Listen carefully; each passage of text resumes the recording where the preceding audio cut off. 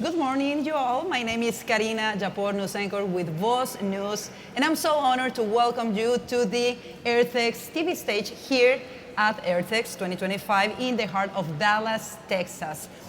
This week isn't just about climate talk or green buzzwords. It's about responsibility, innovation, and hope. It's about real people doing real things to protect what matters, our land, our water, our future. And yes, we're going to talk about Earth, but we're also going to talk about security, technology, local businesses, family values, and faith, because that's what true sustainability looks like. You'll hear from CEOs, tech pioneers, and entrepreneurs, but most importantly, you'll hear from leaders who still believe in building things that last. So stick with us, lean in, and let's have some real conversations. Welcome to Earthex 2025. And well, sitting with me, I have the honor to have someone whose experience and insight really inspires. Fernando, Marti, welcome. It's an honor to have you here. Thank you, Karina. Thank you for having me here. Before we jump into our conversation, please tell us a little bit about your experience and your journey. Well, it has been a little bit interesting because I have a different background than the majority know, because I was in the private sector, then public sector, and then again back in the private sector.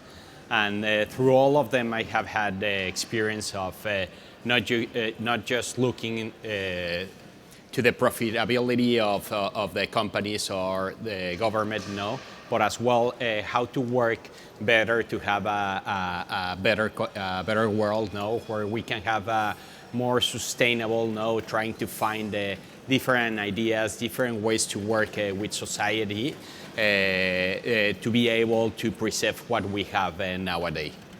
Absolutely. So, Fernando, you've spent years building trade bridges between Mexico and the US. From your experience, what are the most powerful ways trade can help drive not just economic growth, but sustainability as well?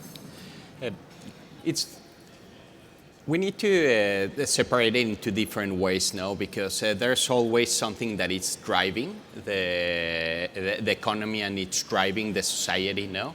But it's always thinking on the way that how can we do it more effective, more efficient, no? So, for instance, one of the very interesting projects that we do, it was to put a pipeline from Arizona to connect Mexico, no? To be able to connect the countries to have more energy in a way that has less impact to the environment, no? So instead of having the trucks or the trains that are going from one place to another with oil and gas or any other product, no, it's putting the pipes underneath, connecting the country, no, and as well this is going to help everybody else, no, because it's you always have the channel, no, so you can feed it all the time, no, and you are not going to have delays, no.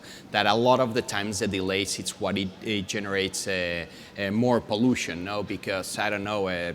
The machinery didn't have the proper energy, and you need to shut it down, and to turn it on again, it uses a massive amount of energy, no? So it's very important to be analyzing what we are doing, no? To be able to find a way that it's like smoother and nicer for the environment, and as well for us to continue living in the comfortable way that we like. Absolutely. That's great. And so one of your strengths is actually navigating both the public and private sectors. So what's one example of collaboration between government and business actually worked, where it created real environmental or social impact through trade? One of the few examples that I have, but one that it's a huge impact nowadays is worldwide recognized. When I was working with the Cuervo family in the family office, the owner wanted to leave something for the town of Tequila, no? And today the town of Tequila is the first smart town it was the first smart town in all America, and right now they have been replicating the way that they have been doing it, no? Because a lot of people, they instantly think about the touristic part, no?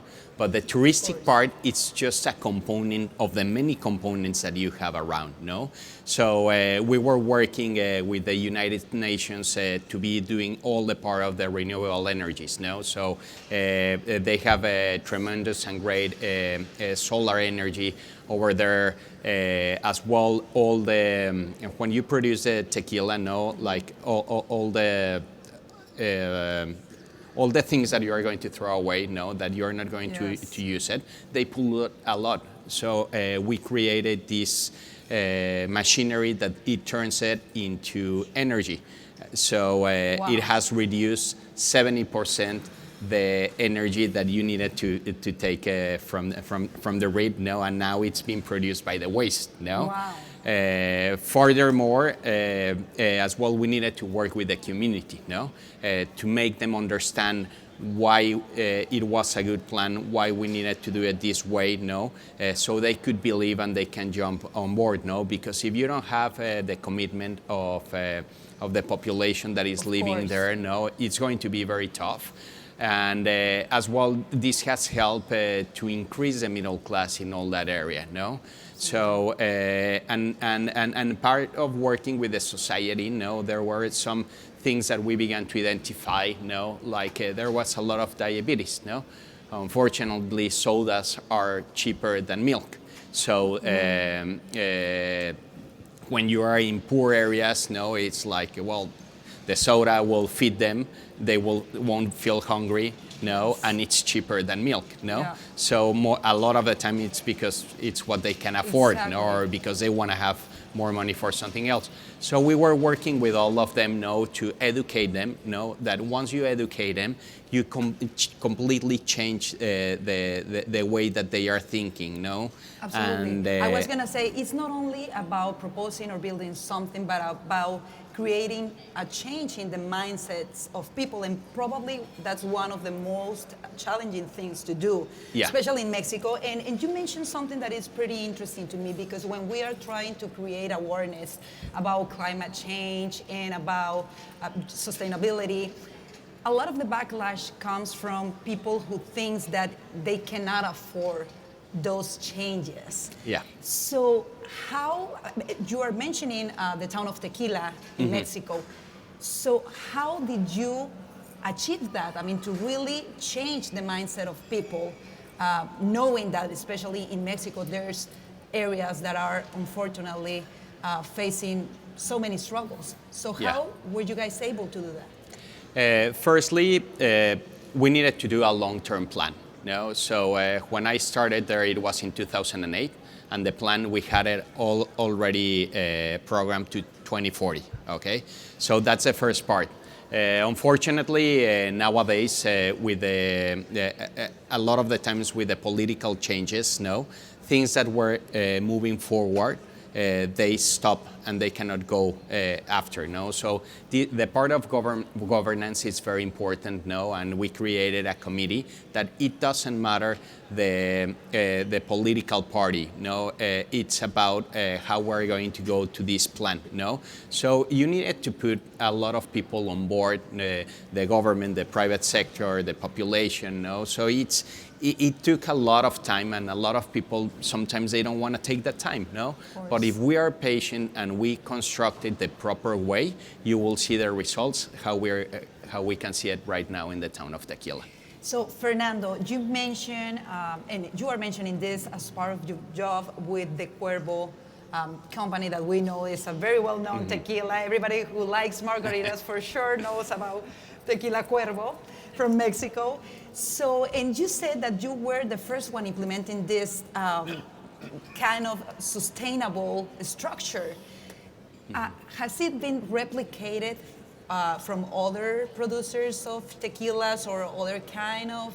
Yeah, there are a lot of efforts, and my ex-boss, because they hired my ex-boss and myself.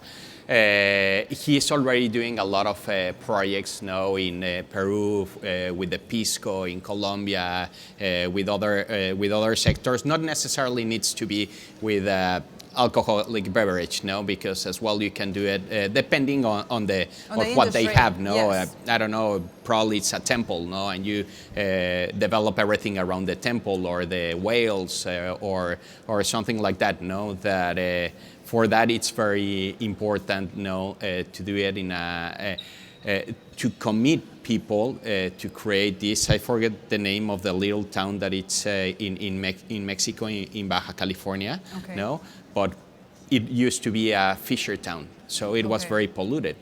And nowadays you find the biggest fish groups in the world swimming there, no? Wow. But at the moment, the biggest challenge that you have is that they are going to tell you, I need to eat. How should I stop fishing if it's the income that I have, no? So you need to work a lot and start changing everything little by little, no?